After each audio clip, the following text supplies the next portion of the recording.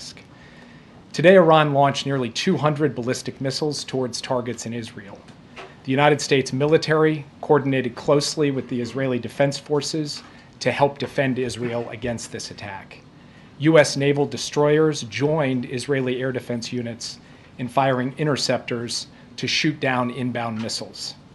President Biden and Vice President Harris monitored the attack and the response from the White House Situation Room, joined in person and remotely by their national security team. We are still working with the IDF and the authorities in Israel to assess the impact of the attack. But at this time, and I stress at this time, we do not know of any deaths in Israel. We are tracking the reported death of a Palestinian civilian in Jericho in the West Bank. We do not know of any damage to aircraft or strategic military assets in Israel.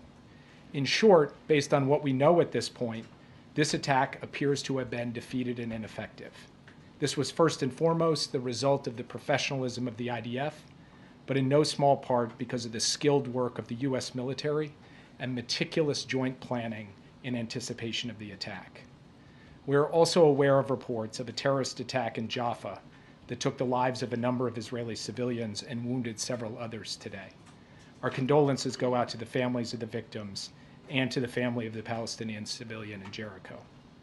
Obviously, my update here is based on early reports, and we reserve the right to amend and adjust as necessary as we gather more information. The word fog of war was invented for a situation like this. This is a fluid situation. We will consult with the Israelis on next steps in terms of the response and how to deal with what Iran has just done, and we will continue to monitor for further threats and attacks from Iran and its proxies. We are particularly focused on protecting U.S. service members in the region. And with that, I'll take just a few questions. Yeah. Thanks, Jake. Is the administration making any preparations to evacuate U.S. citizens from Lebanon or elsewhere in the region? We have been very clear for some time now that U.S. citizens should avail themselves of commercial means to depart Lebanon, given everything that's going on. We have said that from this podium, from multiple podiums. We continue to say that, but we have not begun triggering a non-combatant emergency evacuation, a NEO, and do not have an intention to do so at this time. If that changes, we'll let you know. But we continue to reinforce the point. American citizens in Lebanon should follow the guidance from the State Department, which is to find civilian commercial means to depart, because in extremis, we may not be able to get them out safely. Yes. Thanks, Jake. What is the U.S. view on whether Israel should retaliate, and what is your concern about this leading to a wider escalation of war in the region? We've had some initial discussions with the Israelis in the aftermath of this at the military level and also at the White House to Prime Minister's office level. We'll continue those conversations in the hours ahead. I'm not going to prejudge or get ahead of anything. We want to have some deep consultations with the Israelis, and I'll have more to report to you after we get the opportunity for deeper discussions. And escalation in the region? Obviously, this is a significant escalation by Iran, a significant event, and it is equally significant that we were able to step up with Israel and create a situation in which no one was killed in this attack in Israel, so far as we know at this time. We are now going to look at what the appropriate next steps are to secure, first and foremost, American interests, and then to promote stability to the maximum extent possible as we go forward. Yeah. Back in April, the president's message to Israel was to take the win when the U.S. and Israel were able to intercept the barrage of Iranian missiles. Is he recommending a similarly limited response this time? I will not, from this podium, share the president's recommendations. He will have the opportunity to share them directly. We're going to have, as I said, ongoing consultations with the Israelis this afternoon, this evening. It is too early for me to tell you anything publicly in terms of our assessment or in terms of what our expectations are of the Israelis or the advice that we will give them. So will he be speaking to Prime Minister Netanyahu today? I don't have anything to announce from this podium, but I can tell you that he is tracking this minute by minute. We are very much deeply in touch with the Israelis, and insofar as we have calls to read out, we'll make sure to read them out with you. Just last question, then I'll turn it over. Thank you, Jake. In April, after Iran struck Israel, the U.S. issued a number of sanctions as a consequence. This morning, the president said there would be severe consequences if Iran carried out this attack. What are those consequences, and are they more severe than sanctions? totally legitimate question, and that answer will come based on the conversations and consultations we have with our Israeli counterparts. It's too soon for me to stand before you today and give you an answer. What I can tell you is this. We are proud of the actions that we've taken alongside Israel to protect and defend Israel. We have made clear that there will be consequences, severe consequences for this attack, and we will work with Israel to make that the case. Thank you very much. Thank you. Thank you, Jake. Thank you, Jake. Okay, on to the rest of the programming here. This morning, President Biden was briefed by his Homeland Security Advisor, Liz Sherwood Randall, on the latest impacts of Hurricane Helene, and this afternoon he will receive an interagency briefing on the Hurricane Helene response and recovery efforts. At the President's direction, the Biden-Harris administration continues to use every tool available to get assistance and resources to the communities that need them the most. Yesterday, the President approved a major disaster declaration for Georgia, which will unlock additional assistance to help those recovering. This is in addition to the major disaster declaration swiftly approved by the President following requests from North Carolina, South Carolina, and Florida, as well as requests for emergency assistance across 7 states. Tomorrow, the President will travel to Raleigh, North Carolina, where he will visit the State Emergency Operations Center to meet with local officials and also first responders.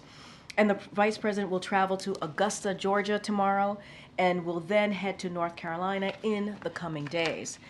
As of today, thousands of personnel from across the federal workforce are deployed and supporting state-led Hurricane Helene response efforts across the 6 affected states, including over 1,200 personnel in North Carolina.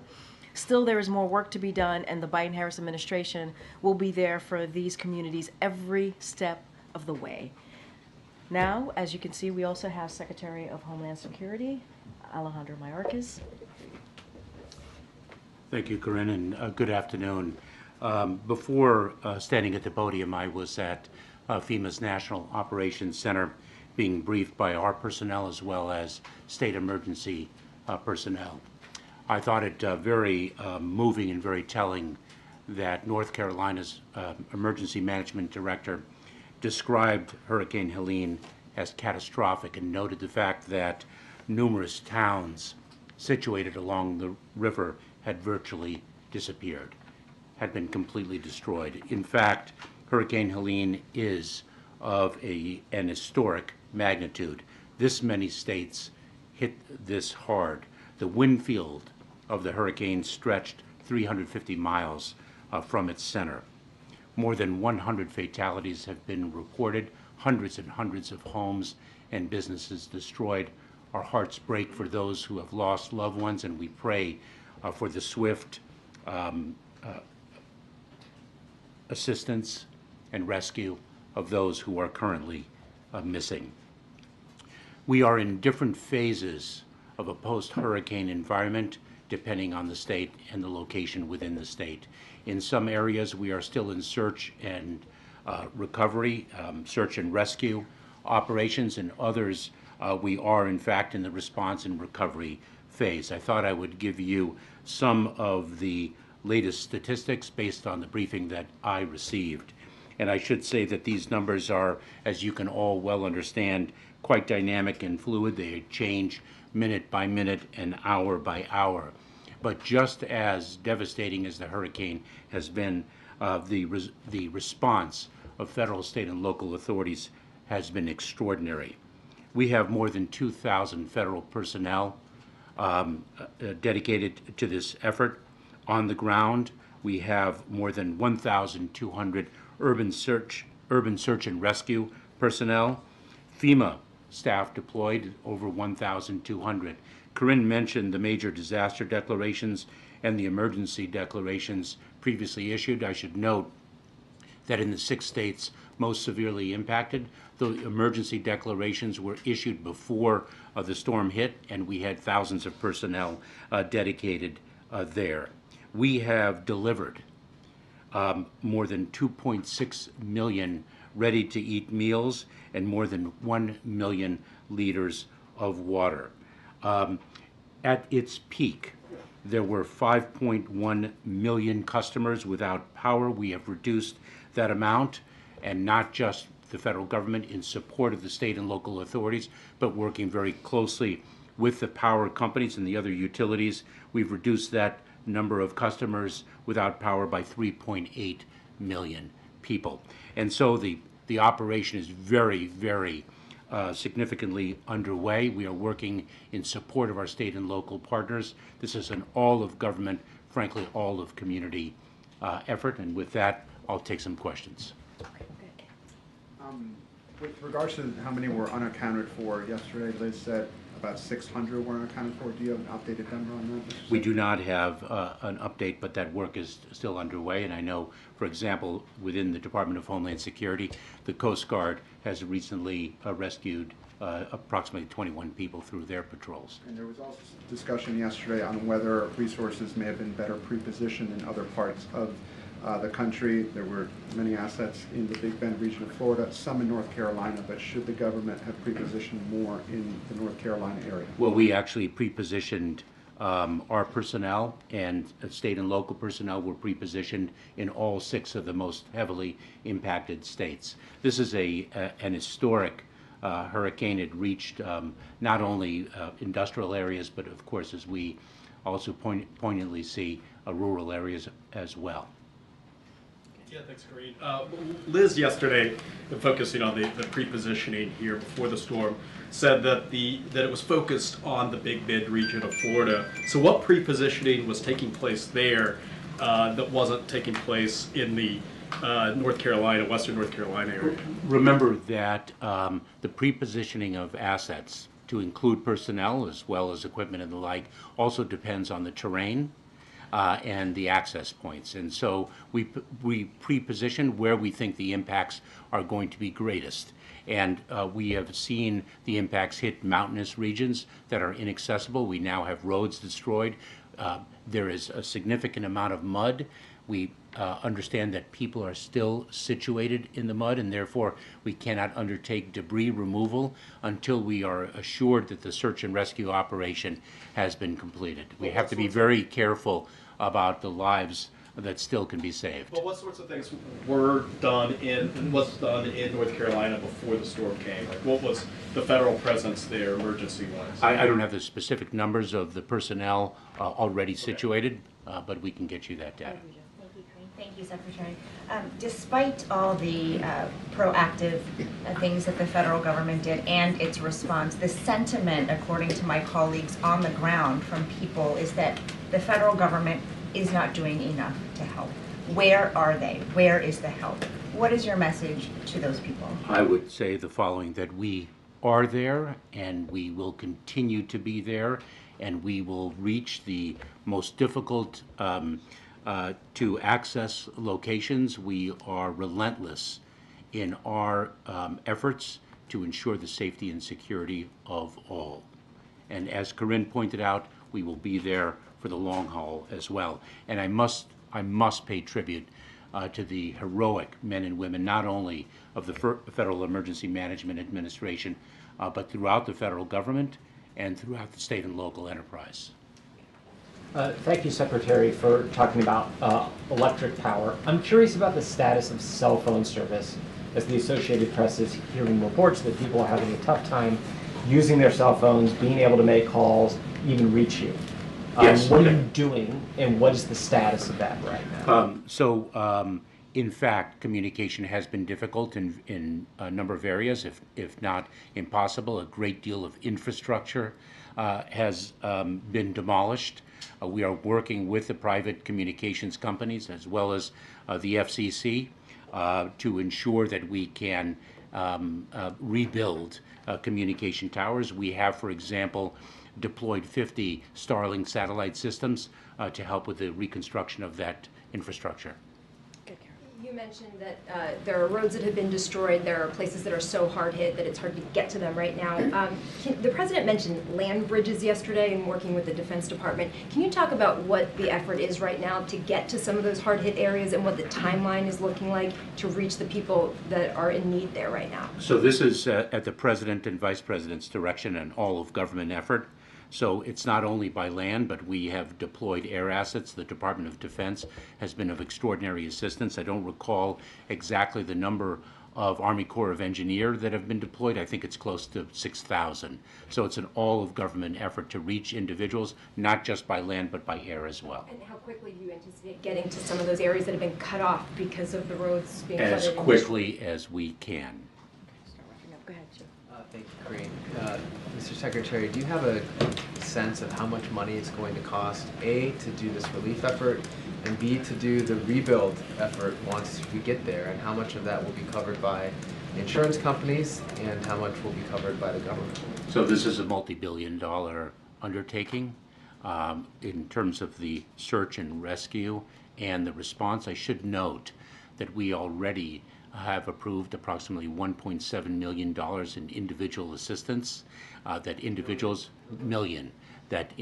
will be able to access. I believe it'll be as early as tomorrow. It is a direct deposit into their accounts.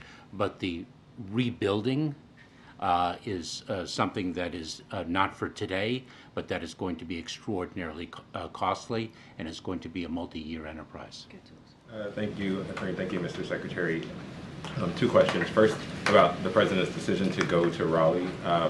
Can you give us a little bit of a breakdown as to why he's going to that location and what he will see, and whether or not he'll be able to see any of the harder hit areas in the western part of the state?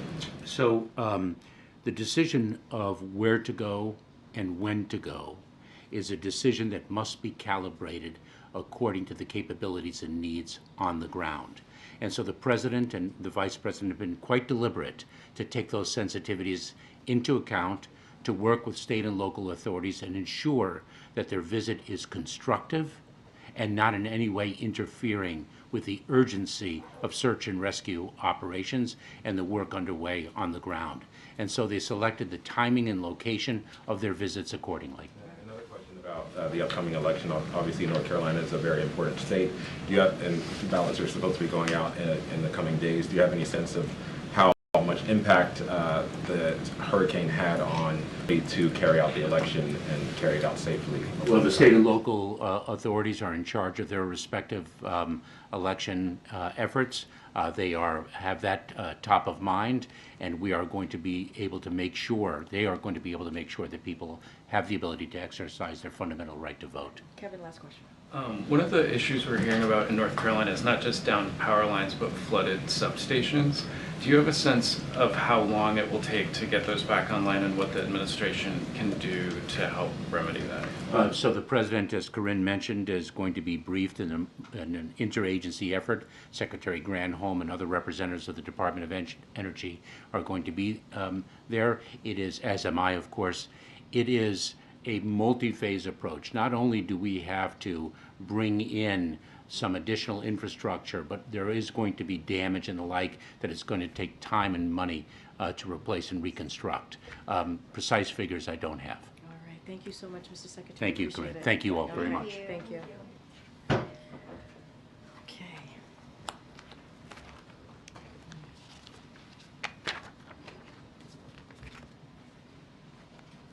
I do want to give some stats, some additional stats, so that you all have this. More than 4,500 personnel from across the federal workforce. That's the numbers as of today. FEMA has shipped 7.1 million meals ready to eat, more than 7.5 million liters of water, 150 generators, and over 95,000 tarps. Nearly 1,300 urban search and rescue personnel on the ground. The Department of Defense has 30 high water trucks and 22 helicopters. So just wanted to make sure you guys have that. Those are the numbers as they are today, the most accurate. And I just have one more thing at the top, and then I'll go to Josh to kick us off. So collective bargaining, as you hear us say many times before, is the best way for workers and companies to reach a fair deal, including one that gives workers the pay and benefits they deserve. It's important that both parties come to the table and negotiate in good faith, as we talk about, is what we're seeing with the ports situation. As you saw the President say in his statement earlier today, he has urged USMX to come to the table and present a fair contract to the workers of the ILA that ensures they are paid appropriately in line with their peers. Shippers have made record profits since the pandemic, and in some cases have seen profits grow in excess of 800% compared to their profits prior to the pandemic. Executive compensation has grown in line with those profits, and profits have been returned to shareholders at record rates. It's only fair that workers who put themselves at risk during the pandemic to keep ports open see a meaningful increase in their wages as well. As the president said, dock workers will play an essential role in getting communities the resources they need out of the aftermath of Hurricane Helene. Now, this administration will be monitoring for any price gouging activity that benefits foreign ocean carriers, including those on the USMX board as well. It is time for USMX to negotiate a fair contract with the longshoremen that reflects the substantial contribution they've been making to our economic comeback. And with that, Josh, it's good to see you. Good to see you. We could step back. Yeah. Americans right now are seeing chaos in the Middle East, death and destruction from Helene, and now a port worker strike. And I'm curious for how worried should people be about what seem to be three kind of unraveling issues, and what is President Biden doing in terms of changing his schedule or taking additional steps to try to reassure them? So look, I think a couple of things here that I would note is that I hope the American people have confidence in this president, someone who has experience, who's been a U.S. Senator, a Vice President, and now President for 3.5 years, to get the job done, to make sure that he has the American people front and center on everything that he does. It doesn't matter if it's foreign policy issues, world issues here in the United States, obviously. And you're right, there are three major events, if you will, happening all at the same time. And this is a president that spent a lot of his time in a situation room with the vice president, getting updates, being hands-on on getting updates and talking to and obviously communicating with the Israeli government on what was going on and how to move forward, and really monitoring the situation, really. And he and his team have been having regular conversation. Well, his team has been regular conversations with representatives as it relates to ILA, USMX for the past several days, all the way up until yesterday. And he's been getting updates on that as well. The hurricane, you've heard and seen obviously updates from us on what the president has been doing, having conversations with governors, local officials, trying to make sure they are getting everything that they need, directing his team to make sure that I just laid out some of the things that are already on the ground, whether it's water, food, generators, assistance that is needed to really deal with the impact, this horrible impact that this hurricane has had. And so this is the job of the president, right? Unfortunately, there are going to be events like this.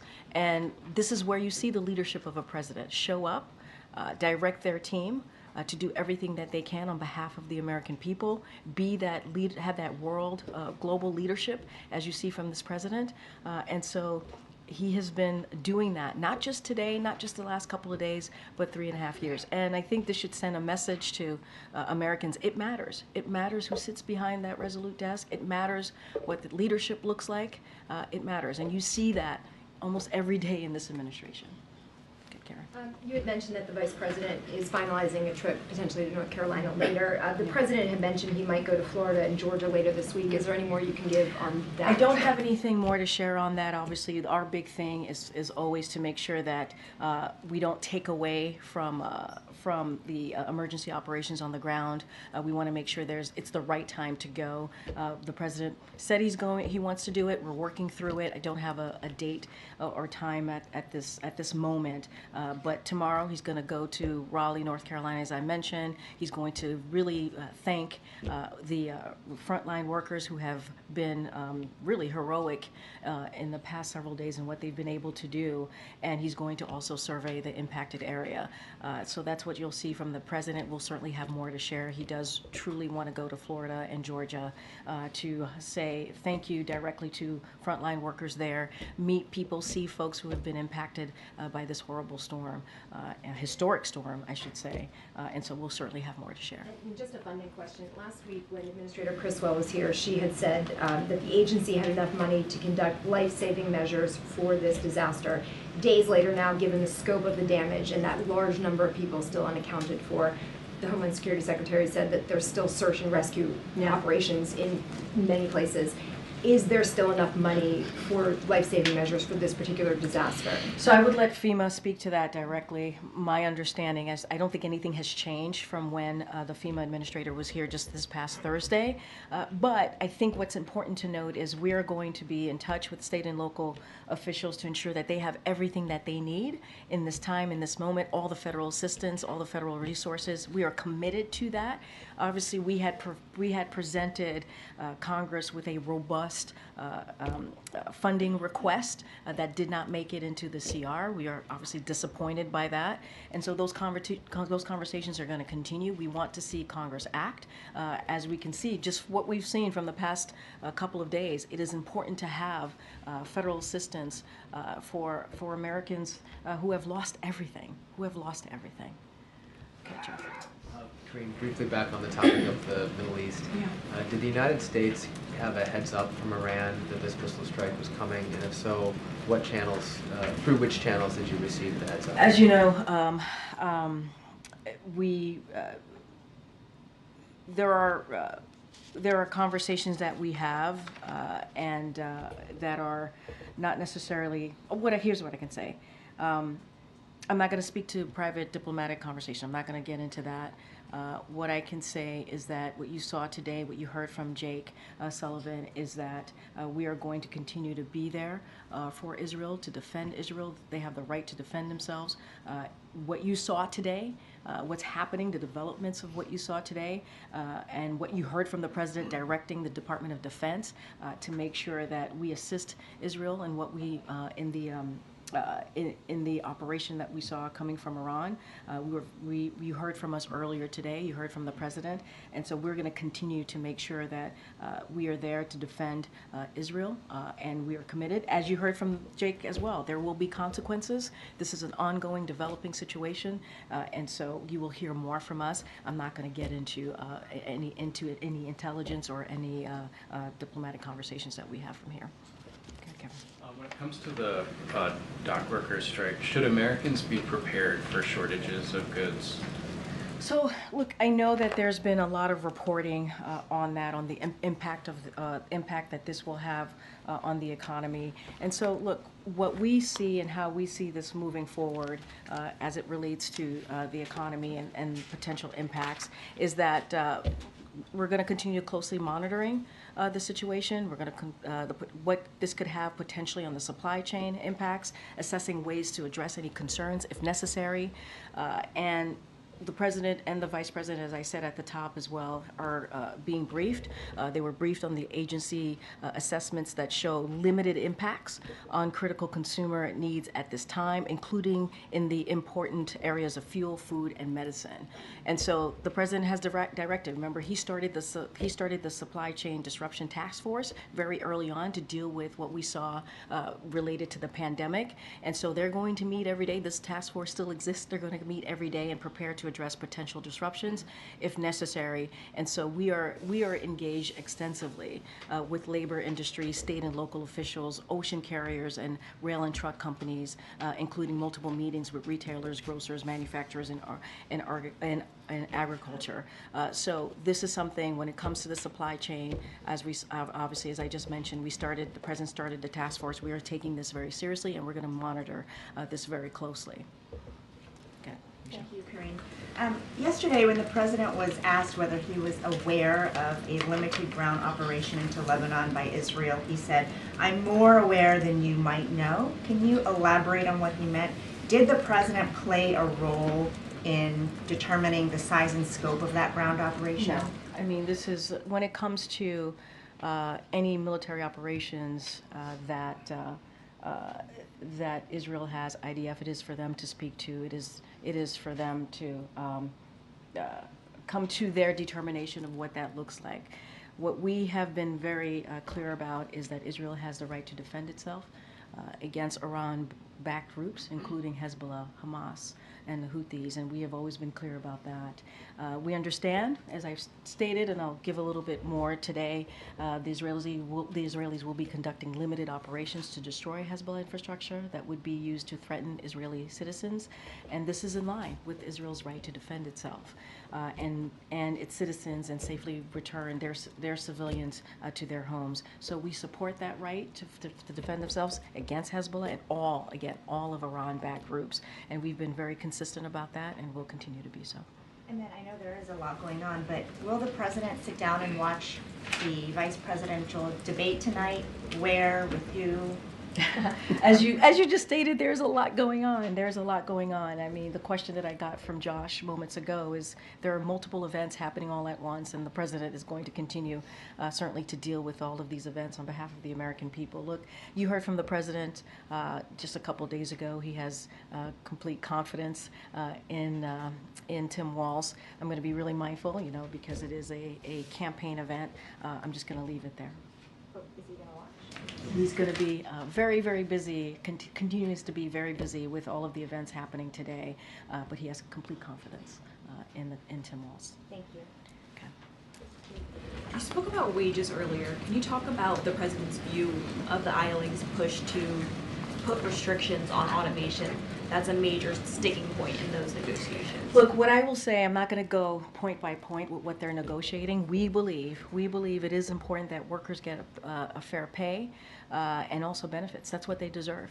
I just laid out what the shippers were able to do. Right? They were able to regain their profits. Some of it in excess of 800% since the pandemic. Right? Executive compensation has grown in line with those profits, and profits have been returned to shareholders at record rates. And so, ILA, these workers deserve to get paid what they're worth. They deserve that. They put their lives at risk during, they worked, they had to work during the pandemic to keep ports open. That was not an easy thing to do. They put themselves at risk, and so now they deserve fair wages. Yep. Anything particularly about technology? They're concerned that I hear the question. I'm not going to get into specifics here. What we believe is that they should get their fair wages and benefits, just like their peers, and so we believe that collective bargaining is the way to go. Both sides need to continue to have conversation and do that in obviously in a way that leads to a way that workers get their fair share.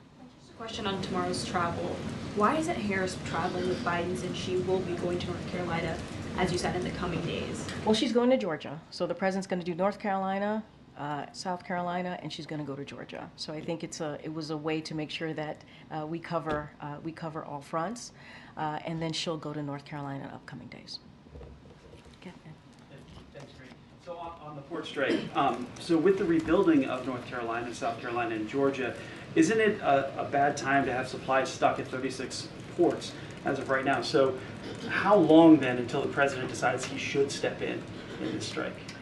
So a couple of things. According to FEMA, the strike is not impacting the relief of recovery efforts at this time because supplies were pre-positioned. You heard the FEMA administrator mention this just last week. You heard that from the secretary just moments ago. So any specifics on that, obviously, I would refer you to them. Look, we have a supply chain disruptions task force. They're going to be monitoring the situation. There's a reason why the president put that together to assess the supply chain, and so they're going to be there to work with any potential disruptions. But in your question to me about when is the president going to be involved, the president's message has been very clear. I just laid that out for one of your colleagues. We've been very clear when it comes to these types of moments here, that labor, when it comes to negotiating, there needs to be collective bargaining is incredibly important. Workers need to get their fair share. They need to get what they deserve, pay benefits, wages. It is important that happens. The president's going to continue to be regularly briefed, and we are urging USMX to come to the table to present a fair proposal to ILA. So Taft-Hartley is off the table indefinitely? I've spoken to this. We have not used Taft-Hartley, and we're not planning to. One quick one, if I could, on Iran. So Iran, obviously, we saw what happened today. They've also have an active plot to assassinate one of the candidates in the U.S. election, which could be seen as a direct election interference. Is there any talk of consequences for Iran in terms of limiting their revenue, going after their oil exports? So look, you heard Jake speak to this on what there will be consequences. You heard Jake say this. This is an ongoing situation. He had to get back to his desk to make sure that he continues to monitor what's happening, occurring, having conversations with his counterparts as well in Israel. But this administration has not lifted a single sanction on Iran. We cannot forget that. Rather, we continue to increase pressure. That's what we have seen.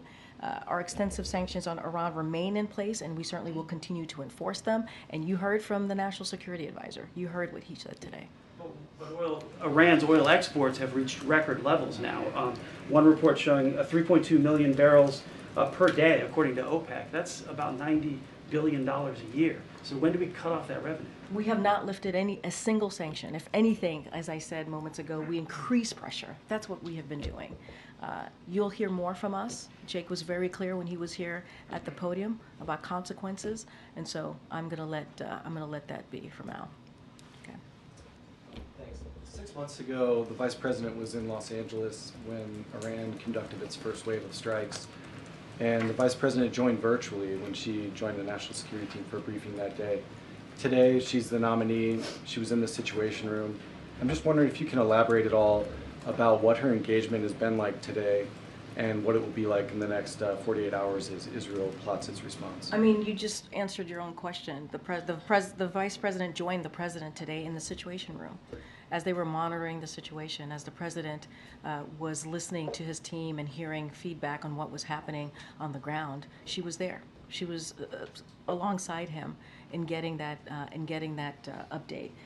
And she is many times has been in the room, or as you just said, has called in when it's come to really important, critical national security issues.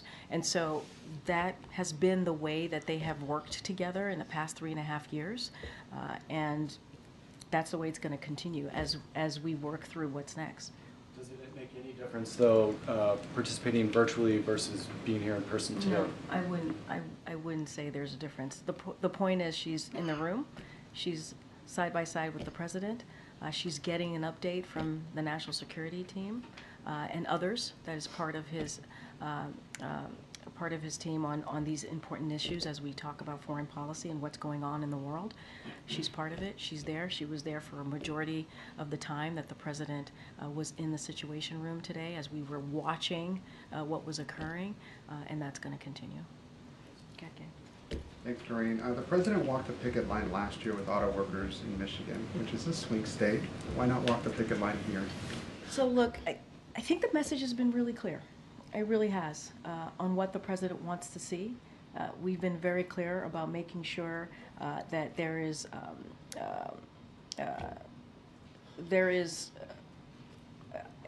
a way that these workers get their fair pay, right? Get their wages.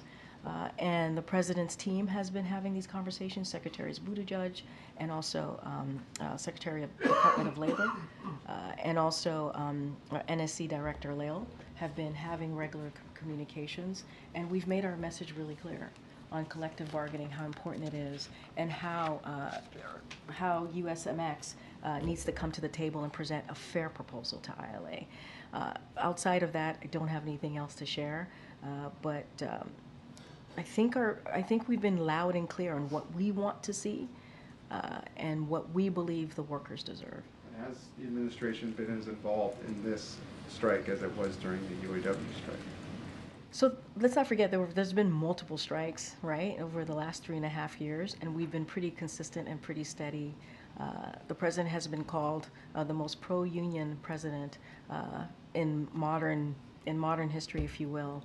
And so we have delivered our message directly to USMX. We have been very, very clear. And also the other senior officials that I listed, it's been very clear. We've delivered those message, and we have been in touch with both parties. And so we're going to continue to do that. And what we want to see is collective bargaining in the best way for the workers, to make sure they get their fair pay, to make sure they get the benefits that they deserve. During the pandemic, they did the hard work. They put their lives at risk to make sure that the ports were open. And let's not forget, these executives have made record profits. And so these workers deserve an increase as well. And quickly on the Middle East, if I may, is the U.S., bottom line, is the U.S. urging Israel to measure its response? What I will say is what Jake Sullivan said to you all just moments ago. We're going to continue the conversations. We're going to, there will be consequences. We're going to continue to be there for Israel, help Israel defend itself. That when it comes to Israel's security, that continues to be ironclad. I don't have anything else to share beyond that. Thank you. Just turning back to the strike for a minute, I wanted to get a sense. You had mentioned the president calls himself the most pro-union president. Not just him. Not just him. Yeah, union members. Yeah.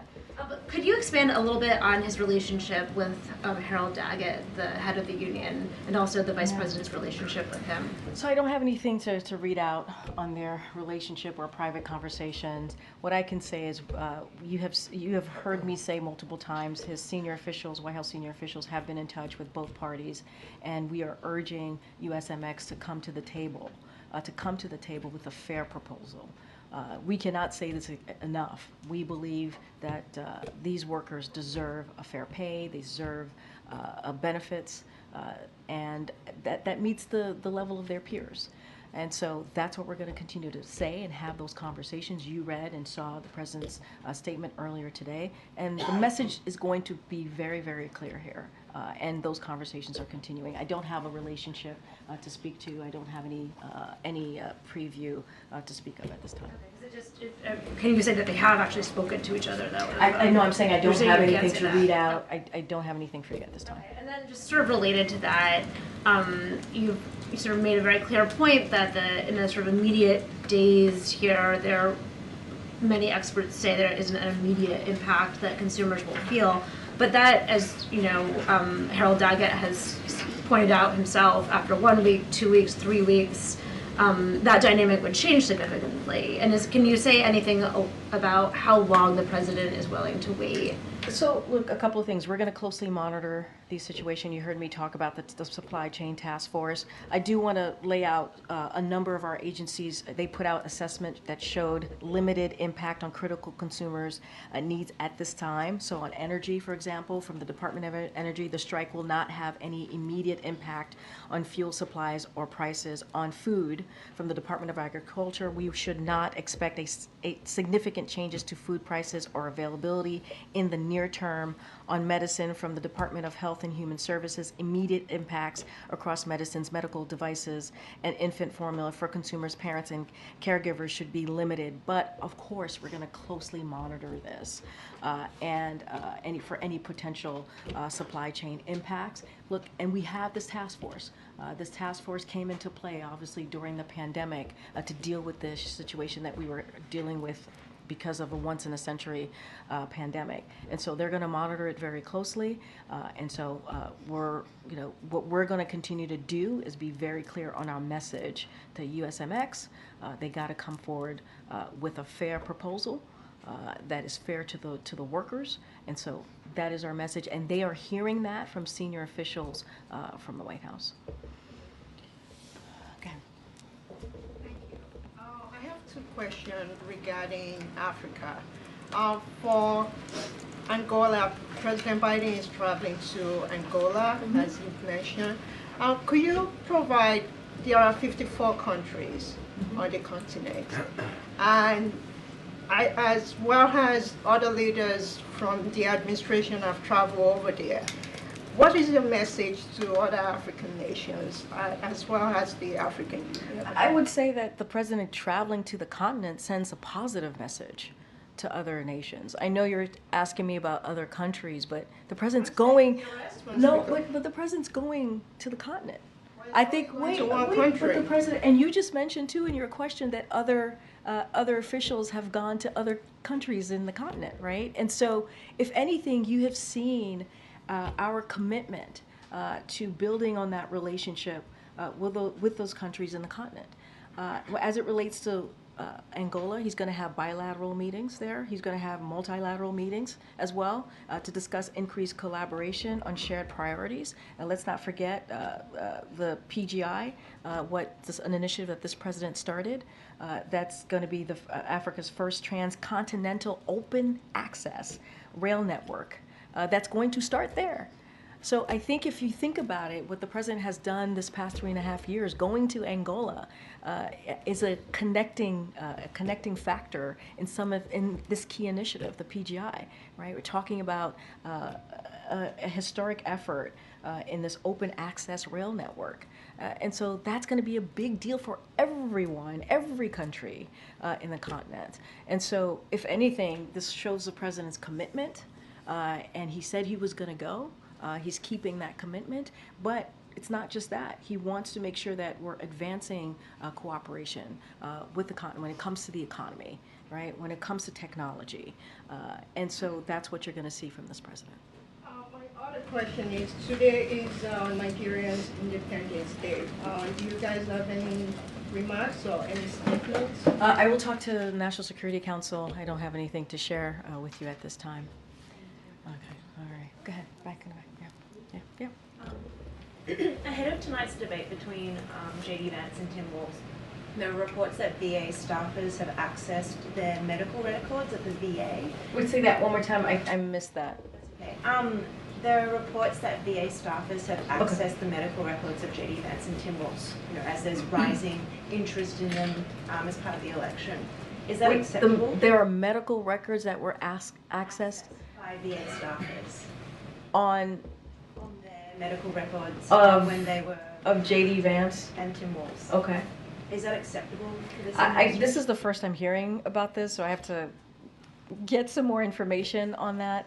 This is literally the first time I'm hearing about this. So let me get back to you because I need to get the full context of that question. All right, everybody. Thank you so much. Thank you.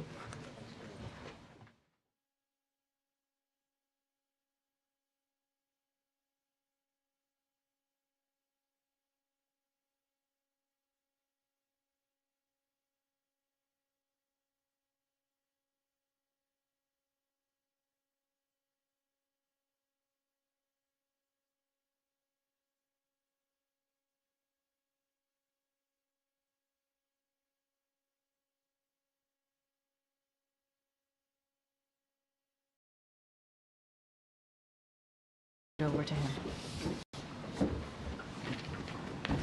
Thank you, Karine, and good afternoon, everyone. I'm here to provide a brief report on the Iranian ballistic missile attack against Israel that occurred earlier today.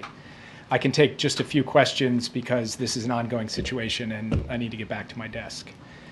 Today, Iran launched nearly 200 ballistic missiles towards targets in Israel. The United States military coordinated closely with the Israeli Defense Forces to help defend Israel against this attack. U.S. naval destroyers joined Israeli air defense units in firing interceptors to shoot down inbound missiles. President Biden and Vice President Harris monitored the attack and the response from the White House Situation Room, joined in person and remotely by their national security team. We are still working with the IDF and the authorities in Israel to assess the impact of the attack. But at this time, and I stress at this time, we do not know of any deaths in Israel. We are tracking the reported death of a Palestinian civilian in Jericho in the West Bank. We do not know of any damage to aircraft or strategic military assets in Israel. In short, based on what we know at this point, this attack appears to have been defeated and ineffective. This was first and foremost the result of the professionalism of the IDF, but in no small part because of the skilled work of the U.S. military and meticulous joint planning in anticipation of the attack. We are also aware of reports of a terrorist attack in Jaffa that took the lives of a number of Israeli civilians and wounded several others today. Our condolences go out to the families of the victims and to the family of the Palestinian civilian in Jericho. Obviously, my update here is based on early reports, and we reserve the right to amend and adjust as necessary as we gather more information. The word fog of war was invented for a situation like this. This is a fluid situation. We will consult with the Israelis on next steps in terms of the response and how to deal with what Iran has just done, and we will continue to monitor for further threats and attacks from Iran and its proxies. We are particularly focused on protecting U.S. service members in the region. And with that, I'll take just a few questions. Yeah. Thanks, Jake. Is the administration making any preparations to evacuate U.S. citizens from Lebanon or elsewhere in the region?